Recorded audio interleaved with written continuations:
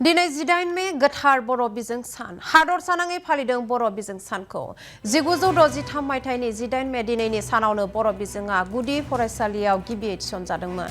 उदालगुरिनि कबिरालि गुदि बर' थुनलाइ आफादाबो फालिदों बर' बिजों सान। बड'फा इउएन एकाडेमि कबिरालि फरायसालियाव फालियो बर' बिजों सानखौ। बर' बिजों सानजों लोब्बा लाखिनानै फुंनि समाव फिरफिला बिरहोयो। फिरफिलाखौ बिरहोयो कबिरालि बर' थुनलाइ आफादनि आफादगिरि खगेन चन्द्र बर'आ। बर' बिजों सान फालिथायाव बाहागो लायो कबिरालि गुदि बर' थुनलाइ आफादनि नेहाथारि जुतिस बर' बिथाङाबो आरो बड'फा इउएन एकाडेमि कबिरालि फरायसालिनि गाहाय फोरोंगिरि आब्राहाम दैमारि आरो लोगो फोरोंगिरि बिथांमोन लोगोसे फरायसाफोरा बाहागो लायो। लोगोसेनो कबिरालि दखरा दुलाराय बर' फरायसा आफादनि आफादगिरि बिबानगिरि मावथि बिथांमोनाबो बाहागो लायो बर' बिजों सान फालिथायाव।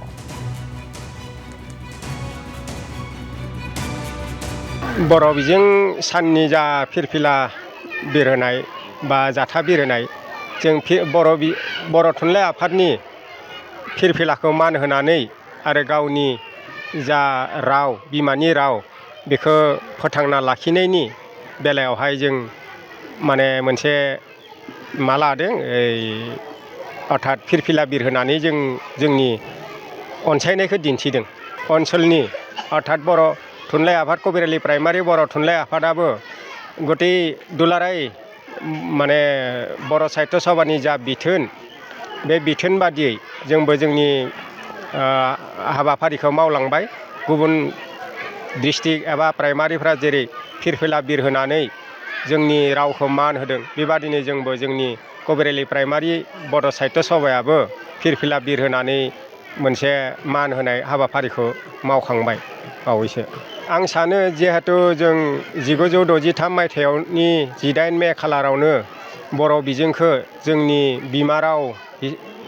बिमा रावजों सोलोंनायनि हिसाबै मेडियाम हिसाबै मोननो हादों।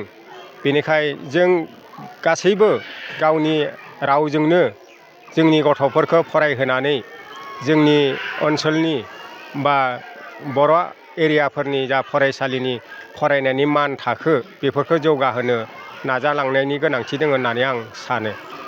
मुलुग दरबाराव गनायथि मोनदों माने बर' रावजोंनो लिरनानै फरायनानै बर' बिजोंजोंनो लिरना फरायनानै जोंनि गोबाङा माने मास्टार डिग्रि बा LLB बा डक्टर बायदिसिनाबो माने बादायारि एग्जामफ्रावबो देरहानो हादों।